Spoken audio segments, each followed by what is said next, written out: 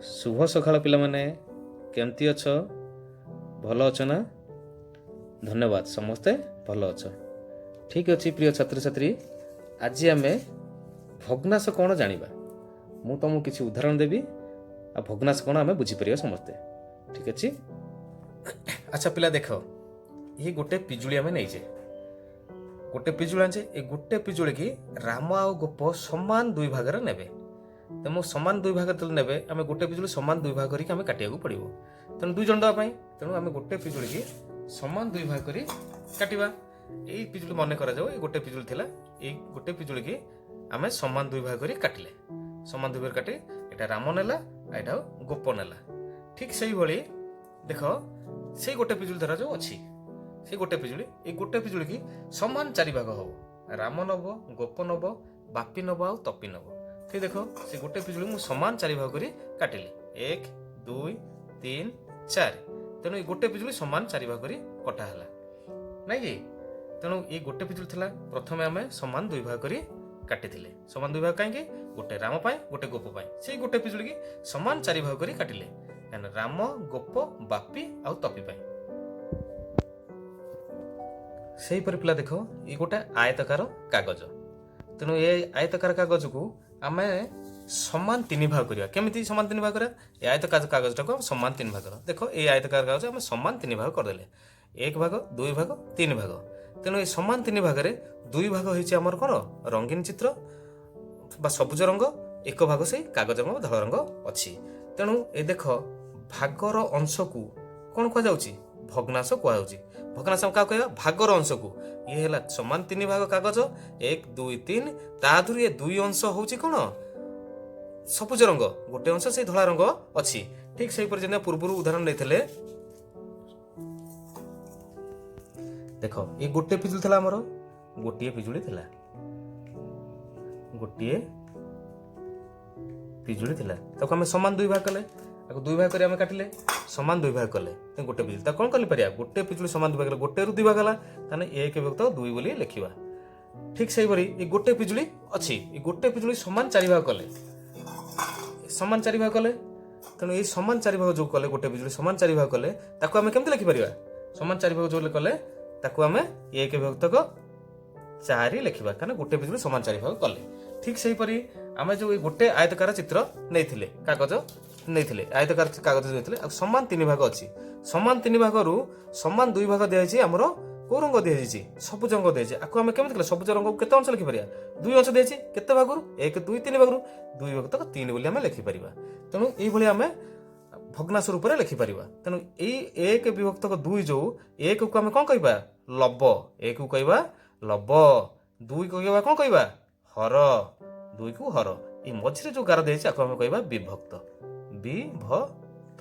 English रे जदि आम कहबा आकु सेंदी कहबा इंग्लिश रे 1 डिवाइड बाय 4 इंग्लिश रे लिखि परिबा। तेणु इठी से लिखि परिबा 2 डिवाइड बाय 3 एमती लिखि परिबा। नले केतेक एमती 2 डिवाइड बाय एमती गार देखि भी 3 लिखि परिबा। तेणु एही हला हमर लब, 1 हला लब, मझी जो हला ताको हम विभक्त कहबा, 2 हला हर। तेणु आकु हम सेंदी कहबा 3 कोन कहि परिबा? हर, 2 होची लब, मझी होची विभक्त बा बाय इंग्लिश रे कहि परिबा। तेणु आमे भग्नाश केन जानले? भागर अंश को भग्नाश कुआ जाय बोली जानि परले। भागर अंश एठी 1 गोटे पिजुली थिला, गोटे रु 2 भाग हला, 2 जन ले भागर अंश को भग्नाश कुआ जाय। अच्छा देख पिले, ए प्रथम जो कोठरी आमे करजे, ए कोठरी केतरा कोठरी अछि? 1 2 3 4 5, 5टा समान कोठरी हिची। सबु समान आकार 5टी कोठरी।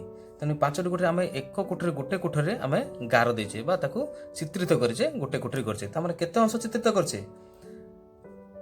1 अंश करछे। ताने केते भागरु? 5 भागरु। तापन आम कोन लिखबार एठे? 1 पंचमांश।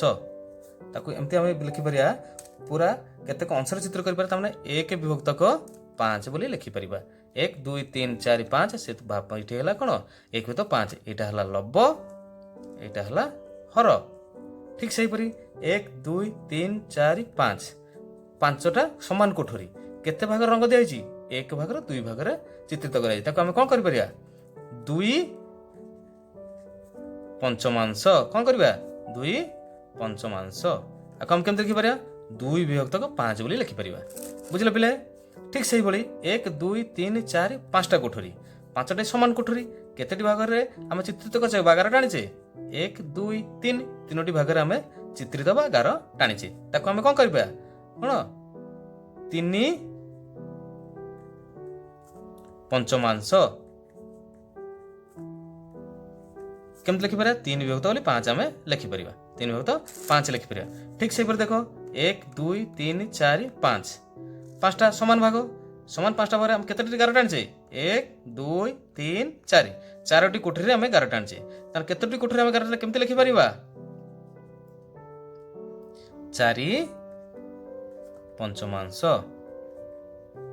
लिखि परिबा ताने 4 विभक्त 5 बोली हम लिखि परिबा एठी सेन देखो 1 2 3 4 5 6टा समान कोठरी 6टा समान कोठरी अछि रे समान कोठरी तो 6टा रे हमें बर्तन 1 रे गार देछे 2 रे गार देछे 3 रे देछे 4 रे देछे 5 रे मध्य देछे तो हम केमते लिखि परिबा एटा केते लिखि परिबा 5 षष्ठांश कोन करिया बा 5 षष्ठांश षष्ठांश बोली लिखि परिया तान 5 विभक्त को 6 लिखि परिया बुझिला पिला माने ठीक सही ए ऊपर चित्र को हमें देखो तल चित्र हमें चित्र करबा एठी एकम चित्र रे एक चित्र कोन होईची एक विभक्त को 5 एक चित्र रे एक विभक्त 5 होईची दुई चित्र देखो दुई चित्र दुई विभक्त को 5 तीन चित्र देखो एठी केते होईची तीन विभक्त को 5 चार चित्र देखो केते होईची 4 विभक्त को 5 6 चार चित्र गला 5 चित्र देखो कोन होईची 5 षष्ठांश ताने 5 विभक्त को 6 एठी हला 6 नंबर चित्र देखो केते हिची 6 विभक्त को 7 तेणु पिला माने आज हम जानि पाइले जे कि भग्नांश कोन से विधर किछि हमर धारणा हमें पाइले तेणु आज पई पिला एतिकी परवर्ती क्लास रे भग्नांश रो आ अवशिष्ट विषय रे जानिबा रहउची।